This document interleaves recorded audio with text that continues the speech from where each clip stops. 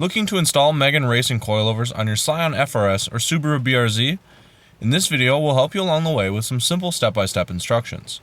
Here are the tools required: 12, 17, and 19 mm wrenches, 12, 14, 17, and 19 mm sockets, a small extension, a small flat blade screwdriver, and penetrating fluid. First, inspect all of the parts. Everything should appear well packaged and in great shape.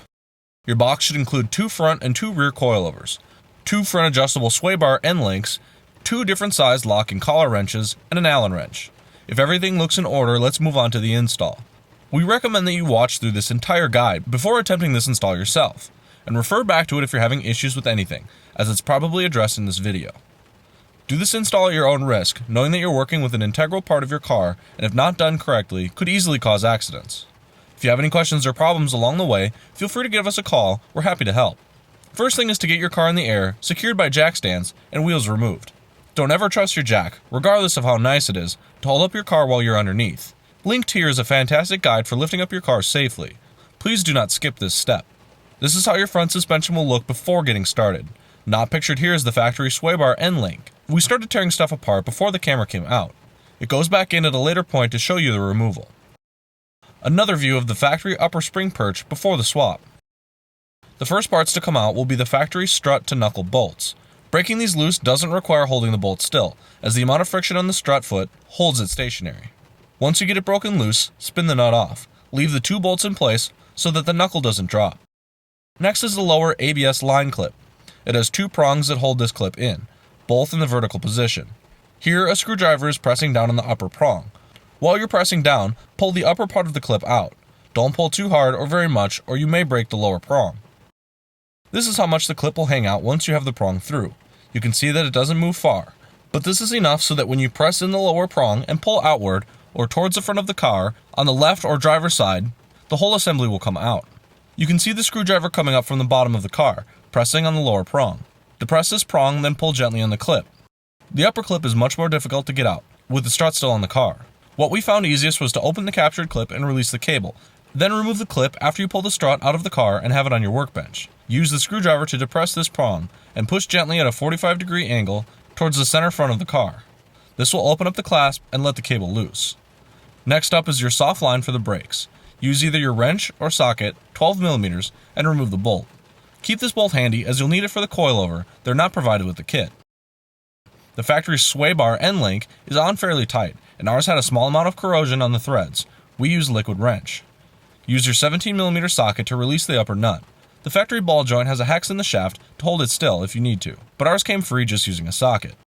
Time to pull out the factory bolts and let the suspension hang. Put the bolts back in the holes they go in when you take them out. That way you never question where they came from and their orientation. Grab your 12 mm socket and ratchet and pull these 3 upper nuts. It's a good idea to leave them loose until you're ready to move the strut. Then just support the weight and pull the nuts out. Then weave the factory strut out. Now that your factory strut is off and in your hands, take a look at the clip that is still in the strut that held your ABS line. This upper clip has 4 prongs, unlike the lower clips 2. This makes it more difficult to remove. Unlike the upper clip, we found it easiest to work on the big side prong before tackling the smaller clip on the top and bottom. Same technique though, press the prong in, pull gently, either clockwise or anti-clockwise, and press or pull the clips as you go. Here are the prongs on the clip. You can see that it has 2 large and 2 small prongs. With all that out of the way, let's move on to the installation of your new coilovers, starting at the front. Begin by feeding the top mounts in and starting these 3 nuts. Support the weight of the unit and finger tighten all 3 nuts. Here we show how much movement there is on the upper hole. This is to allow the alignment technicians to move the knuckle where it needs to be to read 0 on the camber plate, so you can accurately use your camber plates to dial in camber. Slide your knuckles into the coilover and install your 2 bolts, threaded portion towards the front of the car. Torque these 2 bolts down to factory specifications. You can see that the supplied adjustable sway bar end links are like the factory units they replace, in that they have the hex-keyed shaft. This is to allow you to use a pass-through socket set or wrench while still holding the ball joint from spinning. Same as removal, we had no issues and did not need to use them. Measure your 2 end links and get them as close as you can to the same length. Fine adjustments will no doubt need to be made, but that can come later after you decide how much of a drop you're going to want. Use your 19 mm socket and tighten the upper nut. Space was at a premium for us on the lower nut, and we had to use a 19 mm wrench to tighten it. Also use your 19 mm wrench to tighten the locking nuts against the ball joints and sway bar end links. This is the only spot that we ran into an issue with the entire kit. The threaded holes that your softline bracket bolts to have powder coat on them, which makes the diameter too small for the factory bolts. You can either buy a tap or chase and run it through, or do what we did. Using the factory bolt, spray some of your penetrating fluid on the threads to act as lube. Thread the bolt in a turn or two, or until it starts to feel very tight. Then remove the bolt and clean out the hole and the bolt. This will take some time, but it is the cheapest and easiest way to do it correctly. Be careful not to try and push through without lube, or you'll get a spun bolt. We had extra, and luckily the coilovers are a harder material and survived unscathed. Soft line and bracket installed, go ahead and tighten this up. 12mm and we're right on top again. Tighten these up and we're ready for the wheels to go back on. Depending on your car or trim, you may or may not have the liner, but we do, so we pulled it out. Next up, the spare tire cover has to come out. It has fold lines on it, so fold it up and take this out too. You'll need to remove the plastic cover piece that is the trunk protector. They use these push lock clips across their length. Take your small flat screwdriver, locate the relief in the clip, and slide it in. Gently twist and the head pops out. Grab onto the head and pull out the clip. The base and insert should come out as a unit. Here you can see two tabs sticking up on the darker piece, and the corresponding female brackets they clip into. This is the plastic cover you just removed the push locks from. Grab the bottom side of the cover and lift straight up. If you push or pull, you're likely to break the tabs, and your cover probably won't seat correctly, so be careful. Now we need to remove the wheel tub covers. More push lock units.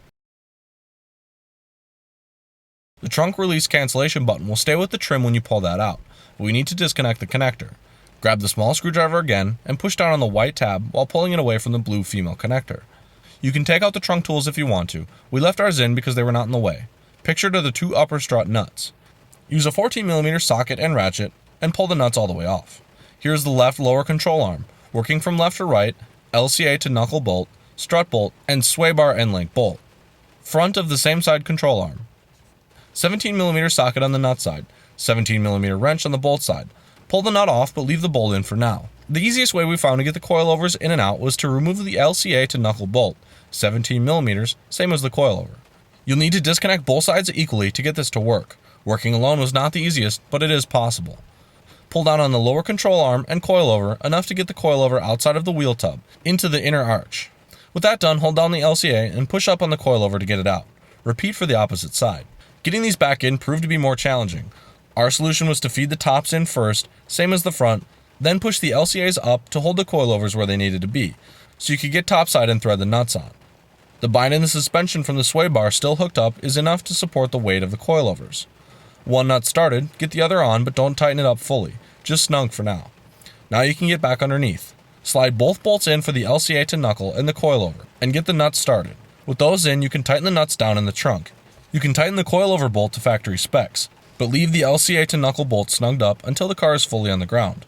Otherwise, the bushing will be in a constant state of bind. Once on the ground, tighten all the bolts firmly to factory spec. These coilovers have compression adjustment knobs, and the rears are going to be difficult to get to unless you leave the covers out. We suggest getting some mileage on your suspension, 1 to 200 miles, checking all of your bolts again, and messing with your damping if you want to at all. After you're satisfied, just pop all the covers back in so everything's a bit prettier, and you're done. Again, feel free to contact us with any questions you might have with this install.